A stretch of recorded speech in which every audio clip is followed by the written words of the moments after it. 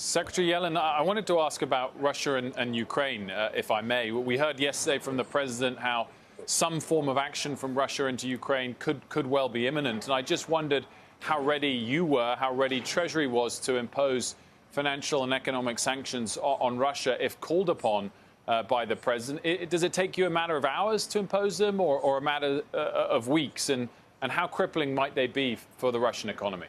Well, we have been preparing, and the president has said that he would impose severe consequences on Russia if it invades Ukraine. And we've worked with our allies and are prepared to impose strong measures that Russia will feel. We hope that Russia will look for a diplomatic solution, but we're prepared to impose significant consequences. There was a story this week that when the UK delivered weapons to Ukraine, they flew them via a long route over the Baltic Sea, over Poland to the Ukraine, rather than having to bother to seek clearance over German airspace. And I just wondered, you mentioned you've spoken to your allies, if there's a difference in opinion amongst, say, the UK and German allies on how strong those sanctions on Germany should be, on Russia should be. Well, we want to stay united with our allies, and the economic ties, of course, between Russia and Europe are stronger than they are between Russia and the United States. So we're working very closely with them to understand their concerns and make sure that we take them into account in designing our responses. Secretary Yellen, beyond the topic of Russia, the president was asked about Build Back Better. I know it's something that you have been pushing for. It sounds like the administration now expects this to pass in some sort of piecemeal form instead of the whole package. And I'm curious what your priorities would be in terms of getting pieces of it passed in order to boost the economy and fight inflation. You know, I see that package really as addressing longer-term challenges facing the U.S. economy. It's a supply-oriented package.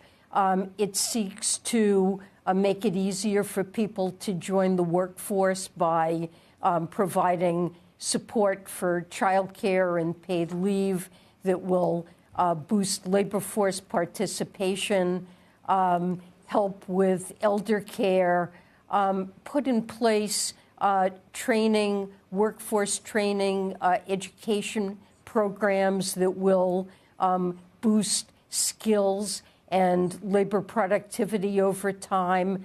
And really, many of the pieces in there are very important, and climate change and the portions of the package that deal with climate change are critical.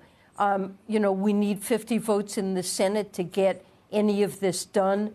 The president has been working with members of the Senate to try to put together a package that has that level of support, and he'll continue to do so. So if there are certain things that drop because of lack of support, they will remain priorities of the Biden administration, and things that President Biden will have several more years to try to get done. At this point, if with no package on the table and nothing passed, and the expiration of the child tax credit, which we saw expire in December, what is the fiscal impact on the economy this year? Are you looking at a big drag that could really slow down consumer spending?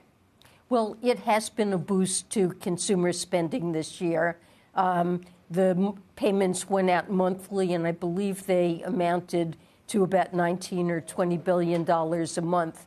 So we had very strong fiscal support for the economy this year. That's one of the reasons we had a rapid recovery. And next year, the level of fiscal support and beyond will diminish. There will be more fiscal drag. But, you know, households are in good financial shape. In many ways, they've come out of this even stronger than they were pre-pandemic. And there is a buffer stock of savings that's accumulated that I think will continue to support the economy in the years ahead, even with less fiscal support.